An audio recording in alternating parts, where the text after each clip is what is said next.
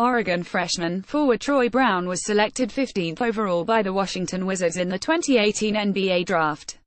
Brown is a 67,215 pounds forward who averaged 11.3 ppg, 4.2 rpg, and 1.4 apg last.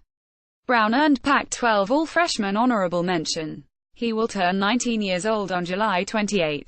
Fun fact, both of Brown's parents were college athletes at Texas A&M, Kingsville. His mother ran track, while his dad played basketball. What CBS Sports had to say about Troy Brown. Brown is a wild card in the draft. He was a blue-chip recruit out of high school, but was no more than a bit player at Oregon.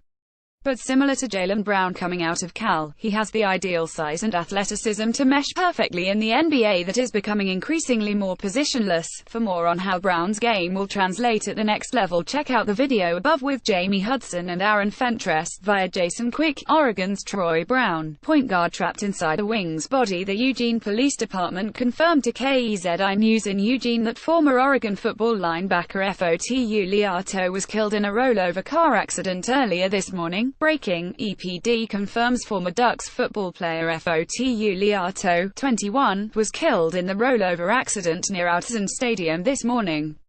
Driver was Pedro Chavarin Jr., 22, KEZI 9 News at KEZI 9 June 16, 2018. The deceased passenger is identified as Fotu Liato, age 21. The driver of the vehicle is Pedro Chavarin Jr., age 22. https://t.co/Zuckderm, Eugene Police Department.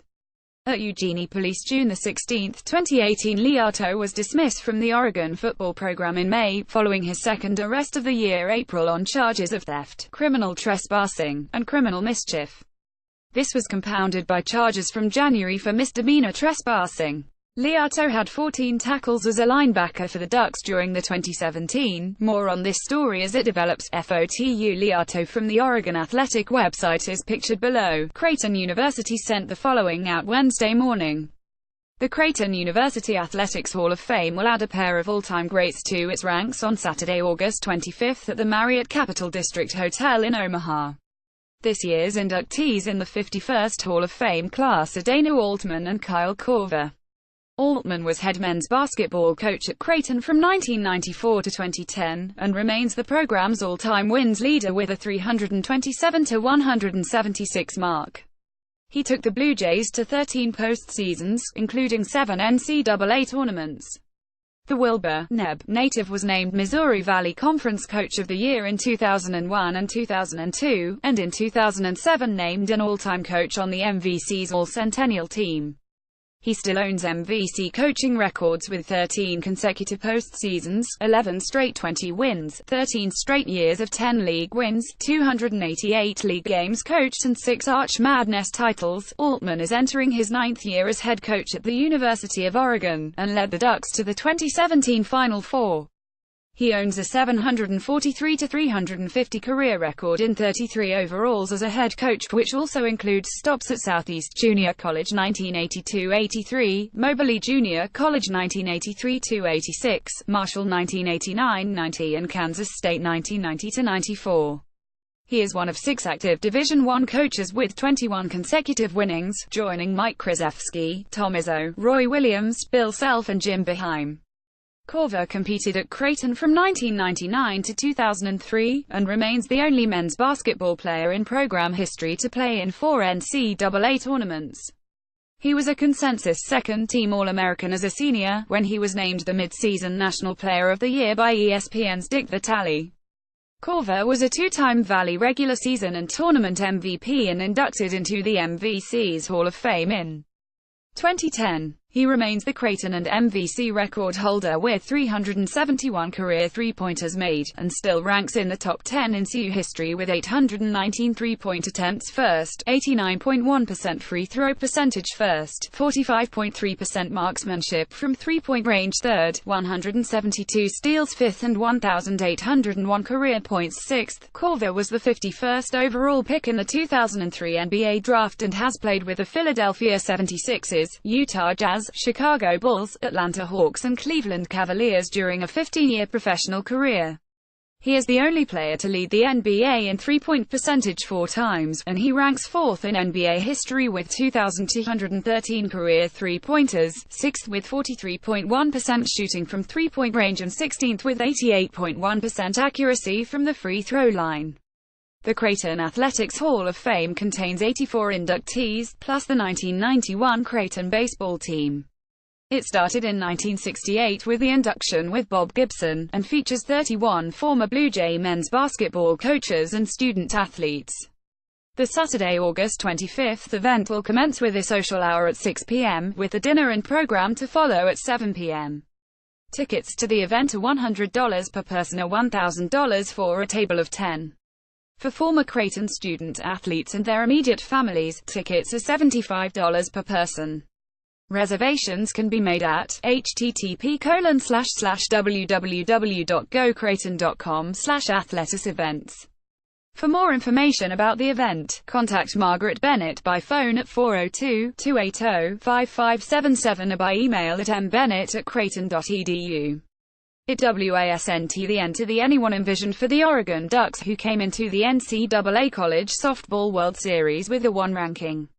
Their championship hopes were dashed this weekend by 5 Washington and 6 Florida State. The 2 losses ousted the Ducks from the double elimination tournament. Here's a quick look around Twitter following the elimination. In the last quack minute of 2017-18, @GoDucks Mosley recaps the Ducks' final WCWS game and reflects on what was a tremendous GoDucks pick. Twitter.com/7QZV10 Ridge, Oregon softball at Oregon's by June 3, 2018 family forever. GoDucksPick.Twitter.com/VPQ72LLPM5 GoDucks at GoDucks June 3, 2018 6th WCWS appearance in program history, another 50-win 5th Pac-12 title in the last 6 years, number 1 national ranking and number 1 overall seed in the NCAA tournament for All-Americans. Thank you, Ducks, for a phenomenal GoDucksPick.Twitter.com/NQZP4H7PF9 Oregon softball at Oregon's by June 3, 2018. Let's rewind the clock to Thursday night. Number 1 Oregon softball hosting the number 16 Kentucky Wildcats in Game 1 of Super Regionals in front of a sellout crowd at Jane Sanders Stadium. Pac-12 Pitcher of the Year Megan Kleiss calmly and coolly strikes out the first Wildcats batter, and all was right in Eugene, Oregon. But things took a turn real quick. Kentucky came to play and came away with a 9-6 victory over the hometown favorites to take Game 1 of this best-of-3 series versus Oregon. A gut check for the Ducks. An unnerving feeling settling in. One more loss from not advancing to nationals. A must-win the next night. With their backs against the wall mentality, Oregon dug in and did not phase one bit.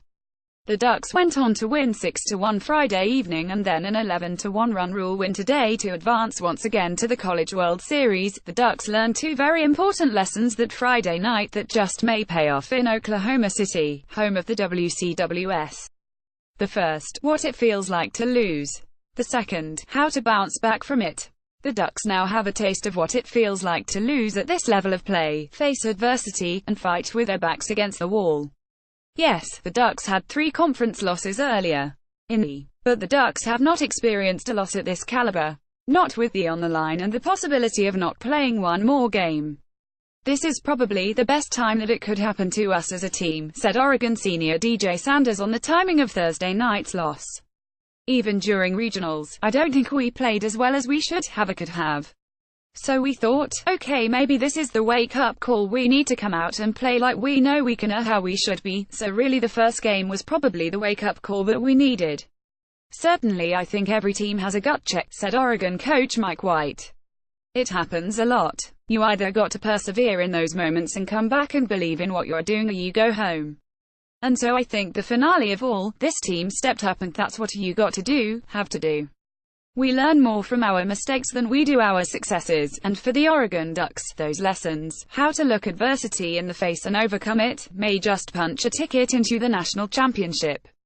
Backs against the wall, feathers ruffled, a must-win situation. Oregon softball had quite the test in front of them Friday night in front of a sellout crowd at Jane Sanders Stadium. In the biggest test of the Ducks are in a win-or-go-home situation, down 0-1 in a best-of-3 series to the number 16 Kentucky Wildcats in NCAA Super Regionals. After giving up 9 runs on 10 hits in last night's loss, many wondered how and if the Ducks would bounce back, because Oregon had not been put in a situation like this all along. The Ducks haven't given up that many runs since playing at the Arizona Wildcats in April 2017. It was a different story tonight. Oregon came in focused, fired up, feeling good, and defeated the Wildcats 6-1. Just a much better overall performance, especially defensively. "We made some big plays," said Oregon coach Mike White. "You could tell we were fighting for our lives. That's what we had to do with our backs up against the wall. I was really proud of our team. Hope tomorrow we can do the same thing. It was there and I didn't want it to be," said senior infielder Jenna Lilly on dropping the first game versus Kentucky. "You have to acknowledge that that's the reality of it and what we're playing for to keep power going. So definitely the thought was there, but do everything we can to not let that happen." Freshman sensation and hometown kid Lauren Burke has not faced a bit in her first postseason play as a collegiate player.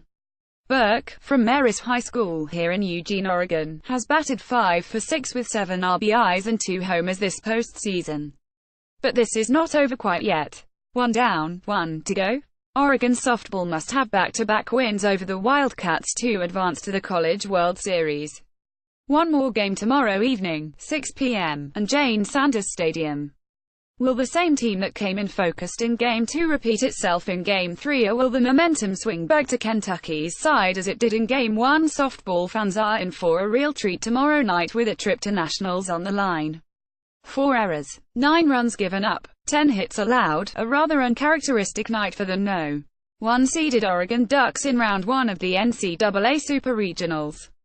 The number 16 Kentucky Wildcats, coming off a run ruling all 3 of their opponents last weekend, the bats were hot and junior Pac-12 Pitcher of the Year Megan Kleist was tested early and often. Kleist did not seem like her usual self, and besides striking out the first Kentucky batter, had a rough first inning giving up a 3-run homer to Wildcats ace hitter Abby Cheek. The Ducks' offense did manage to put up 6 runs on the night, but the defense did not hold, giving up 4 errors on bad throws. "We know our backs are up against the wall right now," said coach Mike White following the game. "It makes it pretty simple. We have to come out and win, otherwise our is done. I thought our team fought hard. We never gave up. We battled until the last out. Unfortunately it didn't work out today. Hope tomorrow it can be a different story." Oregon will face a do-or-die situation tomorrow in this best-of-3 series with the Wildcats already down 0-1. Kentucky, I give them a lot of credit. They came in here and they came to play. So like coach says, pretty simple, you win or you don't, said senior catcher Gwen Svekos. Oregon must flush this game and move on. Focus on the task at hand, do all the little things right, and flat out win tomorrow. With their backs against the wall, how will this team respond now? It's what we do tomorrow and the next day that matter the most, said White. How are we going to bounce back? Sure, we had a bad game, but if we want to be the national champions and be the number 1 team in the country, we need to be able to come back from this. Plenty of teams have done it before. We need to be fired up and come out and play a better game. The number 1 overall seeded Oregon Ducks are built on a foundation of experience. Players like seniors Gwen Svekos, Jenna Lilly, and Lauren Lindvall, who have been in the national tournament before. Postseason success relies on experience such as this. But it doesn't stop there for the Ducks. Coach Mike White and his staff have made quite the effort in terms of recruiting and can be seen with the electric underclassmen on this Oregon roster. For starters, first baseman Mia Camuso was second on the team last year with 47 RBIs. Camuso is just a sophomore. Outfielder Shannon Rhodes made her name known last with her powerful hitting, also just a sophomore. Haley Cruz finds herself sitting higher in the batting order this year in postseason play, combined with her speed, rounds out this impressive sophomore class. 2 freshmen in particular really jump off the roster. Local kid Lauren Bork out of Marist High School, Eugene, Oregon, hit a 2-run homer in the Ducks' first game versus UAlbany to boost Oregon into Round 2 of the NCAA Eugene Regionals. Backing up senior Svekos behind the plate is freshman Mary Iacopo, who looks as confident as ever behind the plate, has a deadly arm, and a threat at bat as well. Speaking on the freshman and sophomore class, Coach White said, "They are putting a lot of pressure on the upperclassmen. We are loading a great senior class and that next class has to be ready to go. That's what we try to do, to have depth. This roster has potential all around, but the most solid group of all has to be on the mound. Pick your poison between Pac-12 Pitcher of the Year junior Megan Kleist and sophomore stud Miranda Elisha, both with eras under 1. On top of that, sophomore Maggie Balint proved last as just a freshman that she can make quite the impact as well. Elisha and Kleist allowed 0 runs over the course of regionals weekend. The Oregon Ducks await the winner of the Lexington region to be played next weekend in Super Regionals. Chicago Troy Browns only at the University of Oregon didn't go as he planned. Not only did the team not make the NCAA tournament, the heralded wing was only good, and not great, on the court. Even so, after averaging 11.3, 6.2 rebounds and 3.2 assists for the Ducks, Brown said he saw enough in himself to declare for the NBA draft. "I would say it was okay," he said of his freshman in Eugene. "It wasn't the best year, or the year I wanted. Every kid dreams of going to college and being the star player, but we all go through our ups and downs, and it's one of those things I learned from, and I feel I matured from." He said he feels the up-and-down tempo of the NBA will better suit his offensive game and complement his defensive versatility. NBA scouts seem to agree, as Brown is projected to be a mid to late first-round selection. "I can do everything on the court," Brown said. "I feel like I can score the ball really well, but at Oregon that wasn't my role. We had a lot of guys who could put the ball in the hoop. I was more of a glue guy, and I was okay with that. I was fine just showing my versatility and doing the hard stuff, rebounding, guarding the best player, diving for loose balls and stuff like that." The 6'7" Brown appears to be the type of hybrid player that is becoming valued in today's NBA game: long, athletic and able to guard several positions. The knock on his game, his outside shooting, has been a point of emphasis in his pre-draft workout. "The more repetitions, the better," Brown said. He said he is embracing the undefined nature of what position he will play in the NBA, noting that the league is trending more toward positionless basketball. "I feel like coming out of college everybody sees me as a small forward, but I can still make my way up to whatever position my coach needs me to do to get a W," Brown said. "That's what I'm willing to do." By Tim Carney, there were 9 players drafted from the University of Washington, the University of Oregon and Washington State University in this NFL draft. "I have picked 4 of them that I think will play well in their first year." Vita Vea, DT Washington Tampa Bay Bucks, first round 12th pick. Vea is an absolute monster on the defensive line. His strength is hard to match and he will have some success with his bull rush as a pro as a rookie. Vea really shows his special ability by how quick he is. He is a smooth athlete even at more than 330 pounds. "I believe his first step will still be enough to gain leverage against other linemen in the NFL, and I think he could get 5 or 6 sacks his year." He was a first-team Pac-12 player this year, and won 2 more Pac-12 Defensive Lineman Awards as well. The Bucks believe in his playmaking ability too. They proved how highly they thought of him by picking him 12th overall. There is no chance for a defensive lineman to go that early unless he can get to the quarterback. Royce Freeman, RB Oregon Denver Broncos, 3rd round 7th pick. The Broncos grabbed one of the most dynamic and consistent playmakers at the running back position in the 3rd round with Freeman. His nickname of Rolls-Royce shows how smooth he can look as he is making plays with the ball in his hands. Did I mention he has more rushing touchdowns in his career than anyone else in Pac-12 history, and is in the top 10 all-time rushers in the NCAA? CJ Anderson is no longer the lead running back in Denver, so the door is open for Freeman to snag the starting spot over the inconsistent Devontae Booker. Co Madison, OG Washington State Green Bay Packers, 5th round first pick. Madison's number 1 trait is his athleticism. He moves better than most people his size and even people smaller than him. The Packers have Aaron Rodgers running the show, so the offensive line benefits from high mobility and quick release. This could help Madison make an impact if given the chance early on. Things are unsettled on the right side of Green Bay's O-line, and Madison could be a guy that impresses in training camp and gets the starting gig. Terrell Cosby, Oregon Detroit Lions, 5th round 16th pick. Cosby was a first-team Pac-12 player this past and according to Pro Football Focus did not allow a single sack or quarterback hit in 2017. Many people see his run blocking as his strength and he is very good at it, but pass blocking will get to him a job in the NFL. The Lions have not had a great O-line in a long time, and this is another attempt to bolster it by finding the last piece. I can't believe Crosby was still on the board in the middle of the 5th round, so he was a bit of a steal in my book. I think he could play tackle or guard for them as a fill-in guy this year.